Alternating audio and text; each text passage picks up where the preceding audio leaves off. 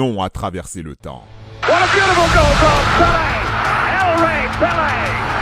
100 goals for Brazil in World Cup. Pourtant, rares sont ceux qui peuvent se vanter de l'avoir vu jouer aujourd'hui. Pelé, c'est un peu la légende fantasmée du ballon rond. Un monument du passé que les livres d'histoire ont du mal à raconter. 767 buts au total, peut-être 1284.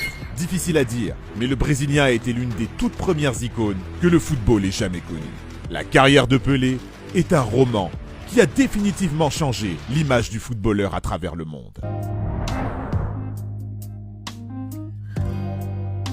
Seulement 10 ans, et Edson Arantes de Nascimento prononce ces mots à son père.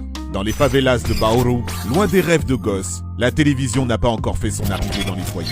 Les gens se réunissent autour de la radio pour écouter la finale de la Coupe du Monde 1950 entre l'Uruguay et le Brésil. Dans un stade Maracana flambant neuf, la Seleção s'incline 2-1 face à la Céleste, chez elle. N'importe où ailleurs, cela n'aurait été qu'une défaite, mais pas sur les terres de Pelé. Aujourd'hui, cet événement porte le nom de choc du Maracana, une journée tragique où une partie de football a coûté la vie à plusieurs personnes. Des infarctus, au moins 3 dans l'enceinte du stade, une vague de suicides. C'est dans ce contexte que Pelé a décidé de devenir footballeur professionnel, à l'image de son père, Tondinho.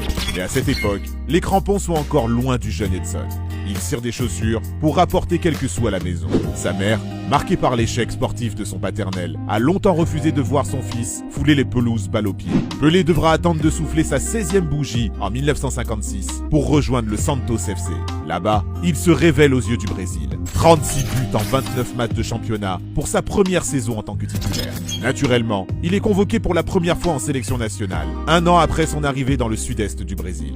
Le jeune joueur est tout proche de participer au Mondial 1958, organisé en Suède, lorsqu'une polémique refait surface. Selon une majorité de Brésiliens, la Seleção ne pourra pas soulever la Coupe du Monde à cause des joueurs noirs. Comme en 1950, le racisme fracture le pays. Pelé notamment est pris à partie, mais Vicente Feola, le sélectionneur brésilien, décide tout de même de le convoquer. Il ne le regrettera pas. En demi-finale du tournoi, l'enfant prodige inscrit un triplé face à l'équipe de France, emmené par les légendaires Raymond Kopa et Just Fontaine. Le Brésil affrontera la Suède en finale. Les grands rendez-vous forgent les grandes carrières, et celle de Pelé ne déroge pas à la règle. Le Brésil inflige une correction aux hommes de Jorge Reynor, 5 buts à 2, encore avec un doublé de Pelé. Le choc du Maracana est apaisé, la Seleção décroche sa première étoile. Le roman prend forme et Pelé devient une icône. No, I feel comfortable in that. Of course, it's nice when you know the people recognize what you're doing. The people like you. That's very nice, but it's a very big responsibility. Quand le footballeur devient le symbole d'une nation encore méconnue par le reste du monde, le Brésil devient le pays de Pelé. Son histoire suit les grandes lignes du développement économique brésilien. La région s'industrialise petit à petit. De son côté, le joueur est passé de star nationale avec Santos à icône mondiale grâce à son triomphe en équipe nationale. Plus qu'une icône, à seulement 17 ans, il devient une marque. Des produits utilisent son image. Une marque de café porte son nom. Adidas et Puma signent même un pacte pour qu'aucun des deux concurrents n'utilise Pelé en tant qu'égérie. Bref, au début des années 60, on assiste au premier processus de starification d'un joueur de foot à grande échelle. En témoigne le nouveau surnom de Pelé, le roi. Icône, marque, star. Les enjeux qui entourent Pelé dépassent même le cadre du sport et de l'économie. C'est un enjeu politique. En 1961, Jânio Quadros, alors président du Brésil, publie un décret qui élève Pelé au rang de trésor national. Cette manœuvre empêche les cadres européens comme le Real Madrid, la Juventus et le Benfica de s'emparer du joyau brésilien. Des clubs tombés sous le charme de Pelé à une époque où Santos effectue des tournées en Europe en capitalisant sur l'image de son trésor. Puis, les rumeurs populaires prennent le relais pour alimenter encore un peu la légende du roi. En 1969, sa simple présence au Nigeria, à l'occasion d'une rencontre amicale entre le Santos FC et le club local du Benin City, aurait arrêté une guerre civile le temps de son passage. Sur cette période, la construction de l'image publique de Pelé est réussie.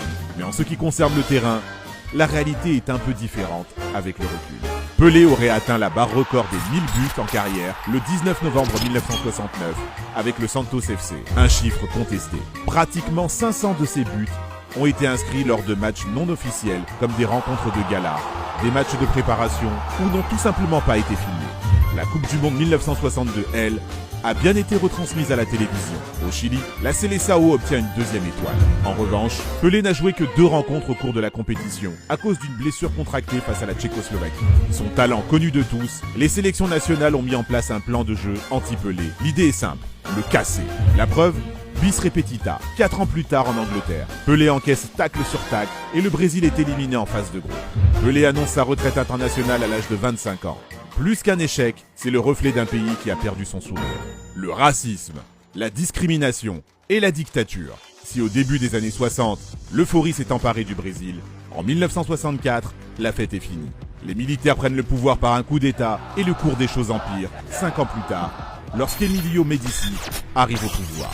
Le dictateur met en place une loi permettant d'interpeller sans motif n'importe qui et n'importe quand.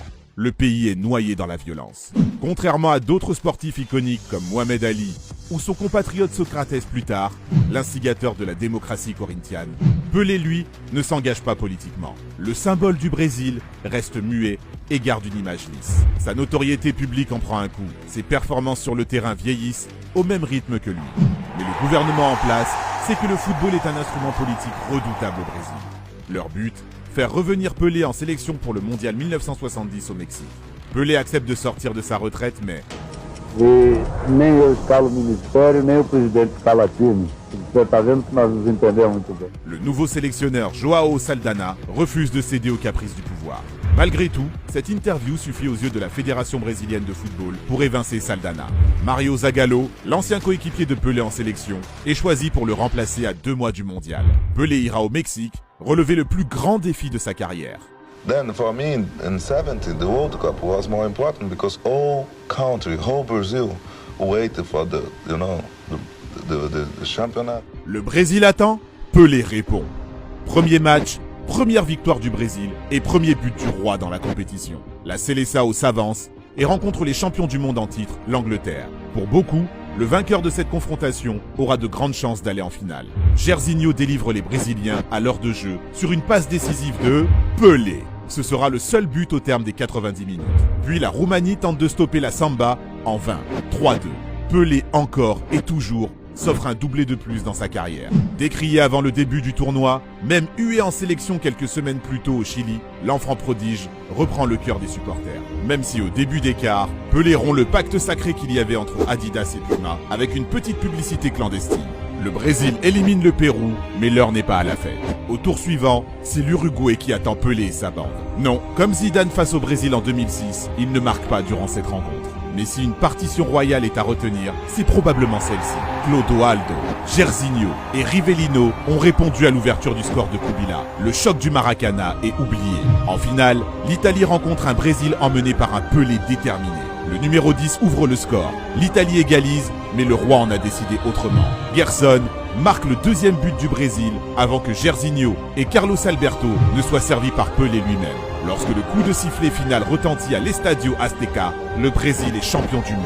La suite, c'est en quelque sorte l'épilogue de la carrière de Pelé, comme dans un roman. Il se retire de la sélection, pour de bon cette fois. Son départ vers la MLS et le New York Cosmos en 1975 permet de démocratiser le soccer sur les terres de l'oncle Sam. Ses nombreuses publicités, ses divers engagements humanitaires, ce n'est pas l'accomplissement d'Edson Arantes do Nascimento, mais bien de Pelé. Un individu à part entière, construit de toutes pièces par le contexte d'une époque. Comme lui, d'autres footballeurs ont joué le rôle de Pelé à travers le monde. Et si le mythe n'aurait jamais dû prendre fin pour certains, il faut partir quand le public veut qu'on reste, pas quand il veut qu'on s'en aille.